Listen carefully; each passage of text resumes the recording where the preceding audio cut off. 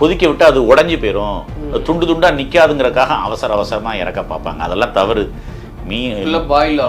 நல்ல 20 நிமிஷம் எந்த உணவும் தரதரன் கொதிச்சாதான் அதுல கிருமி செத்து போறதுக்குள்ள வாய்ப்பு இருக்கு. இறைச்சி உணவு எது எடுத்தாலுமே அதுக்கு 6 மணி நேரத்துல கெட்டு போற உணவு வெளியில வச்சிருந்தோம்னா, பதப்படுத்தப்படலைன்னா. பொதுவாகவே 3 உணவை சாப்பிட்றவங்க மருத்துவமனைக்கு பேதி வாந்தியில் வருவாங்க. வீடுகளில் தயாரிக்கிற உணவை, கீரை, மீன், கருவாடு, இந்த ஃபுட் பாய்சனிங் அதிகமாக இருக்கு. இது இப்போ தாய்மார்களுக்கு தெரியணுங்கிறதுக்காக இதை சொல்கிறேன்.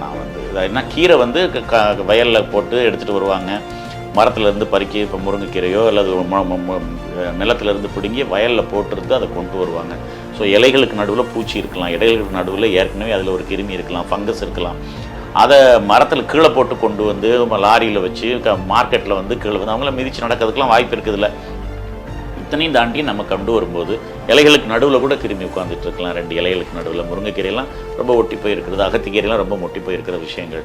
ஸோ இதில் இருந்தெல்லாம் நம்ம கழுவணுங்கிறது ஒன்று இருக்குது. அப்புறம் அதை நம்ம தரன்னு 100 டிகிரிக்கு 20 நிமிஷம் பாயில் பண்ண உணவு மட்டும்தான் நம்ம சாப்பிட்றதுக்கு உகந்தது. எந்த உணவாக இருந்தாலும் முட்டையை அடைச்சி தயாரிக்கிறது எகெயின் நான் கலக்கி சாப்பிடக்கூடாதுன்னு சொல்கிறதுல உள்ள ரிஸ்க்கு, அல்லது ஹாஃப் பாயில் சாப்பிட்றதுல உள்ள ரிஸ்க்கு.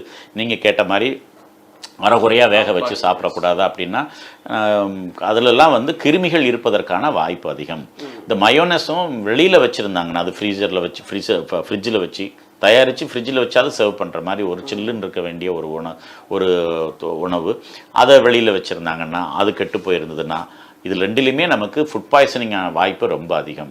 ஏற்கனவே ஒரு நோய் கோழியோட ஒன்று இருந்து நம்ம லோக்கலில் வாங்கின ஒரு கோழியோ ஒரு ஆடோ அங்கே நிற்குது, அது கூட இந்த கறியும் வச்சு, அல்லது ஏற்கனவே கெட்டுப்போன ஒரு கறி இறைச்சியை சேமித்து வைக்க இடத்துல இப்போ நம்ம டிவியில் உணவுத்துறை அதிகாரிகள் காமிக்கிற மாதிரி அது கூட இதை கொண்டு போய் நல்ல குறையே வாங்கி வச்சாலும் 4 மணி நேரத்தில் அது கெட்டு போகுது. அங்கே இருக்க கிருமி இங்கே தவி வரணும், அவ்வளோதான். இருமுனா தும்முனா எப்படி பரவுமோ அதை மாதிரி பக்கத்தில் கெட்டுப்போன இறைச்சி நல்ல இறைச்சி வச்சா அந்த கெட்டுப்போன இறைச்சியில் உள்ள கிருமி நல்ல இறைச்சிக்கு சீக்கிரமாக பரவிடும்.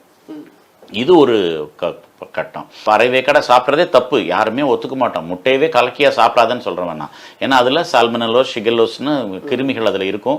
அது பவுல்ட்ரிலேருந்து வர்றதில் அது இருக்கிறதுக்கு வாய்ப்பு அதிகங்கிறனால நமக்கு நோய் வர்றதுக்குள்ள வாய்ப்பு இருக்குது. அது நீங்கள் பாதி வேக்கடை எதை சாப்பிட்டாலுமே ரிஸ்க் இருக்குங்கிறது தெரிஞ்சுக்கணும். நீங்கள் அது அங்கே சாப்பிட்டாலும் வரலாம், ஆனால் மரணம் அளவுக்கு அங்கே போகாதனால தான் அதை நமக்கு பிரபலமாகலை அங்கே. ஸோ இது அப்போ பரிசோதனைக்கு உட்படுத்தப்பட்ட உணவு பதார்த்தங்கள் இருந்தால் பிரச்சனை இருந்திருக்காது.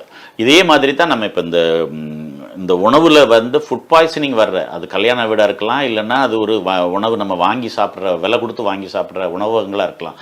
அங்கே உணவு வர்ற மட்டனோ சிக்கனோ மூலப்பொருட்கள் எதுவாக இருந்தாலும், காய்கறிகளோ கீரையோ, இவைகளெல்லாம் ஒரு ஹைஜீனான ப்ராடக்டாக இருந்ததுன்னா நமக்கு பிரச்சனை இருக்காது.